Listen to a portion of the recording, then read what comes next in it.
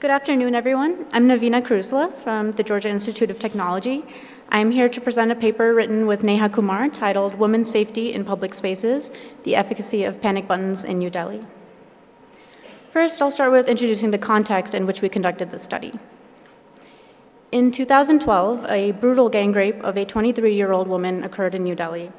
This case received a lot of attention, particularly because the woman was middle class, was traveling with a male companion, and was assaulted in a place that was generally considered safe. When all these elements still did not ensure her safety, it seemed like there was nothing any woman could do anymore to be safe. Since then, there has been widespread media coverage and public calls for action in New Delhi and throughout India regarding women's safety issues. In 2016, the Indian government, in an attempt to address women's safety in public spaces, mandated that all mobile phones, both smartphones and feature phones, have a panic button and GPS tracking functionality by 2017. You can see the implementation of the panic button on an iPhone here. On any smartphone, you can press a built-in emergency button or a combination of existing buttons. On a feature phone, you can press 5 or 9. The button would then contact law enforcement for help. Also, as part of this mandate, the government consolidated India's various emergency numbers into a single number, 112, to streamline emergency services. This mandate was still being implemented at the time of our study, but as of now, more and more phones are being updated, and the new emergency number is functional. However, there have been recent reports that unintentional calls have been a burden on the service, and that installing GPS on feature phones, often used by low-income populations, will make them more expensive. Next, I'll describe the prior work on women's safety and safety interventions that informed our study. Prior work has looked at women's safety practices, including the role of ICTs in safety in both the US and India. Prior work has also studied public spaces in New Delhi, the places that people feel safest in, who spends time where, and how women's safety practices play out in that environment.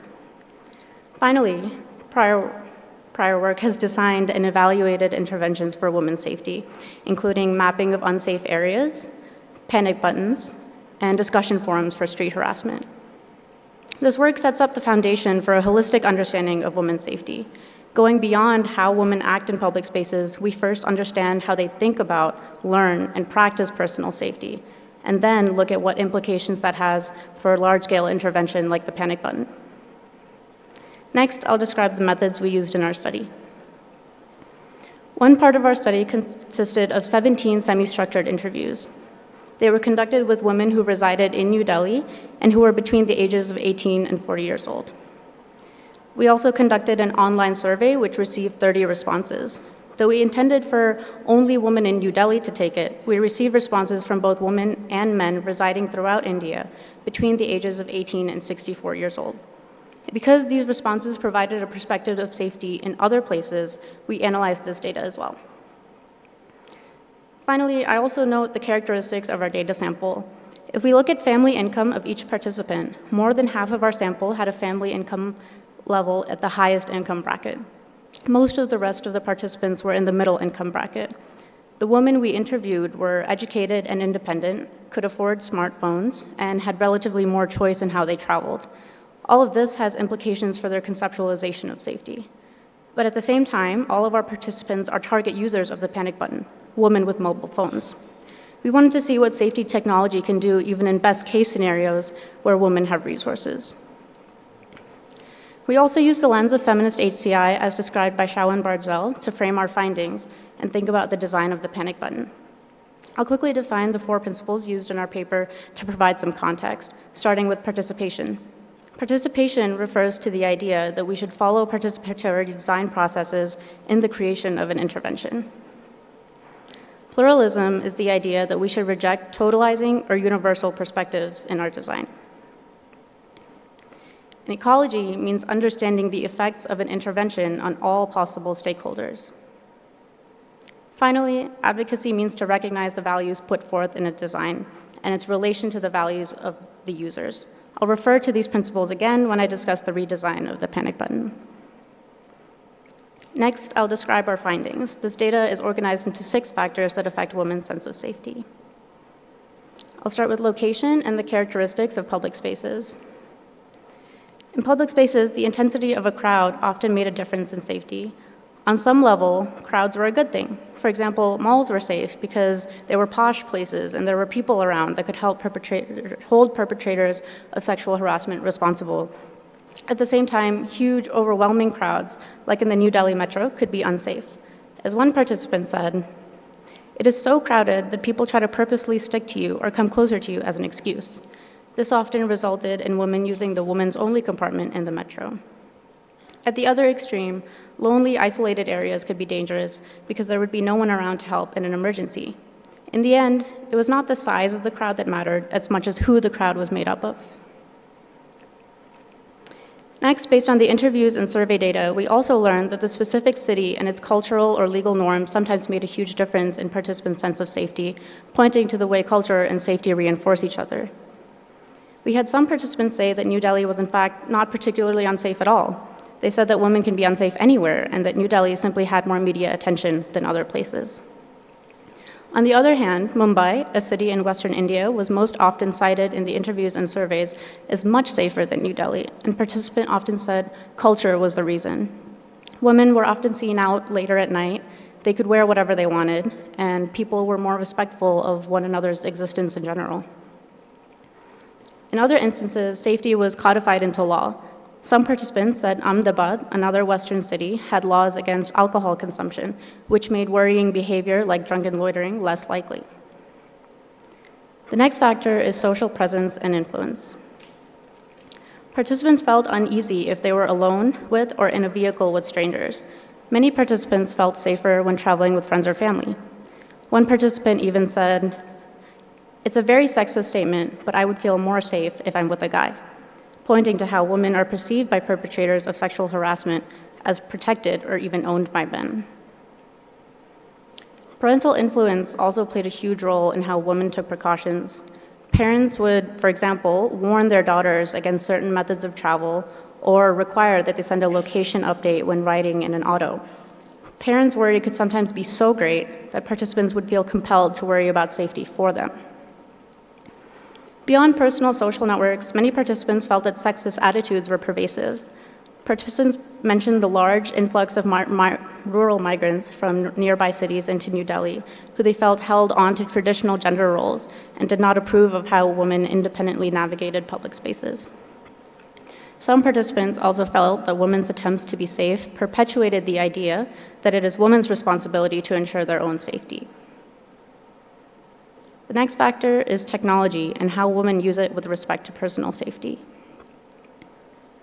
Our participants all used mobile phones for safety, mainly when taking an auto or a cab. In general, participants considered being in a moving vehicle driven by a stranger quite unsafe. And as you can see in this picture outlined in white, signifiers have evolved to attempt to make women feel safer. In these instances in which women had to take an auto or a cab, they used technology in two ways. One way was to keep strangers accountable. As one participant said, "One thing that I've learned, just do it in front of him. Click a picture of the driver, click a picture of the cab, and say that I'm sending it to my brother. He'll at least be sure everybody at least knows who he is, so he better not do anything." Another way women used phones was to access one's social network. Staying on the phone with a family member or friend would ensure that nearby people, or the driver if they were in a car, knew they had someone watching out for them. This was also useful when traveling in lonely, isolated places. The next factor is perceptions of the police and how that affects one's sense of safety. Overall, participants trusted the police and law enforcement to ensure general safety. For example, the police in the Delhi metro helped deter crime and harassment simply by patrolling the area. They were also trusted to check bags and ensure no one was bringing dangerous items into the station. However, when it comes to women's safety issues in particular, police were not considered nearly as trustworthy. As one participant explained, "Especially in Delhi, you don't have the police in your control." Participants generally felt that if they were to press the panic button, police were not likely to respond or might not respond quickly. And if they did respond, there was the fear of interrogation and victim blaming. Police could even be complicit in sexual harassment in some cases. Next is the role of mass media in women's conceptualization of safety. Similar to the other factors, media could have positive and negative effects. On one hand, it could provide new knowledge. One participant explained how she learned through the news that women's fitting rooms could have double-sided mirrors and how to check for them.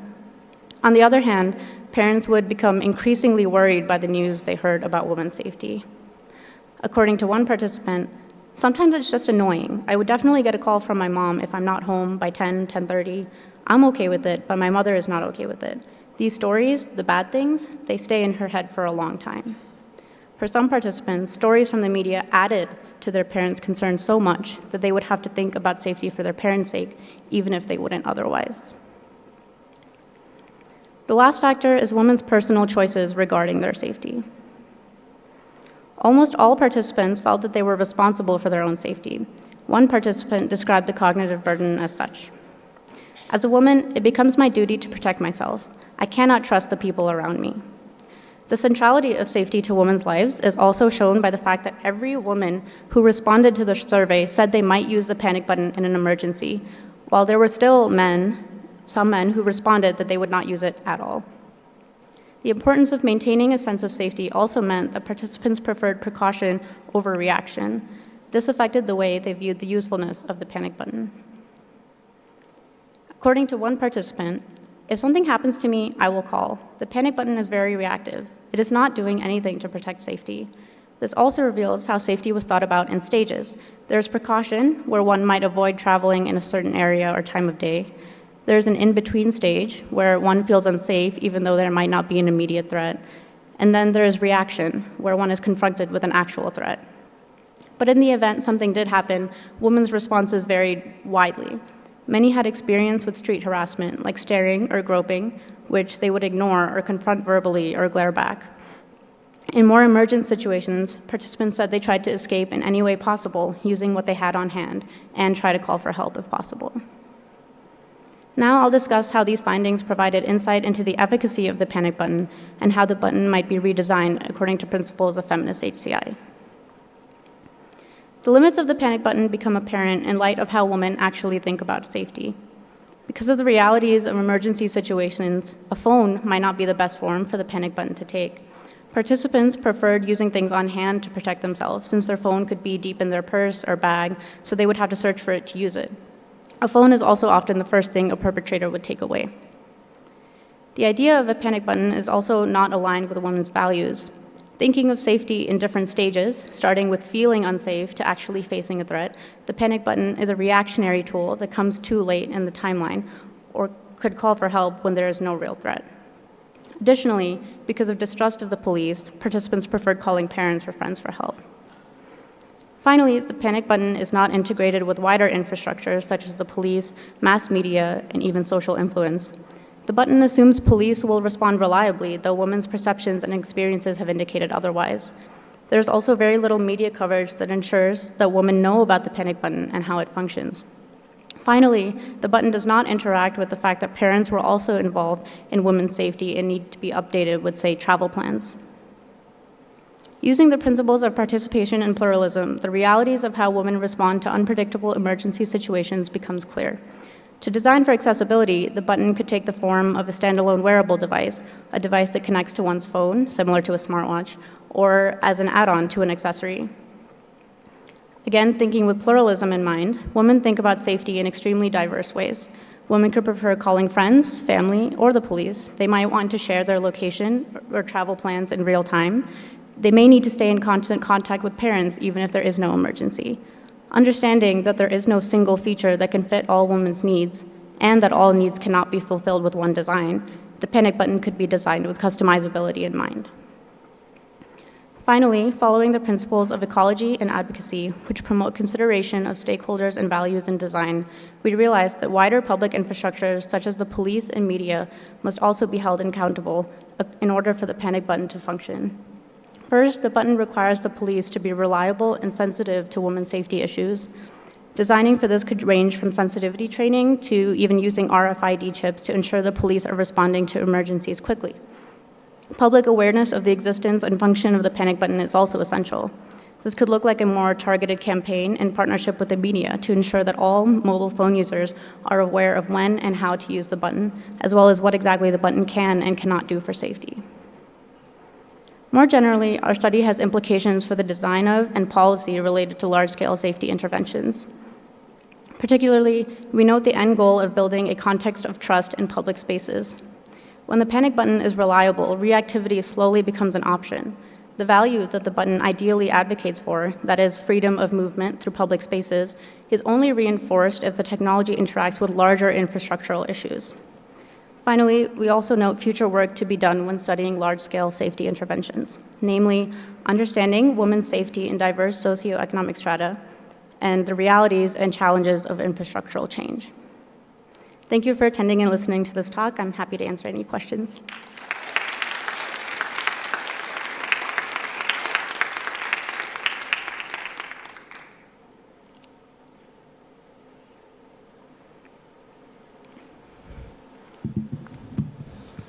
Hi, my name is Connor Kelly from University of Washington. Thank you so much for presenting. I really appreciated the aspects that you took in identifying the sense of safety. And I was wondering how can it be, or to what degree can this be expanded or extrapolated to other marginalized communities? So can you explain what you mean when you say other marginalized communities? Yeah, so women deal with safety in public spaces. I believe so could LGBT communities, different racial or ethnic communities as well. Right, so safety is I think it should be thought about in an intersectional way. And so I think it would actually vary widely among different populations. So for example, women in areas of religious conflict might face very different, even more violent interactions with the police. Women in places that have faced natural disasters, they, especially if they're low income, there's research that has shown that they, for example, their home might not survive the natural disaster, and they might have to go back to an abuser, or they might not be able to then they might have to turn to government services. So there's very different definitions of safety, as well as different effects that lack of safety can have. Thank you. Is it time? Hi, my name is Ranjit. I'm from Cornell University. I was just wondering about the logistics of the panic button itself. So when it's actually used, how much time does the police take to actually respond? Or when it is basically being put to use, given that the imagination is that when it is on your device and you use it, there has to be a response. What is the nature of that response? So there's very little, news or media attention on that right now, especially because it's just starting to be used or just starting to be implemented in phones. But just by women's experiences of calling the police, like actually dialing numbers and calling for help, there are many instances in which the police may not respond or may take a long time to respond.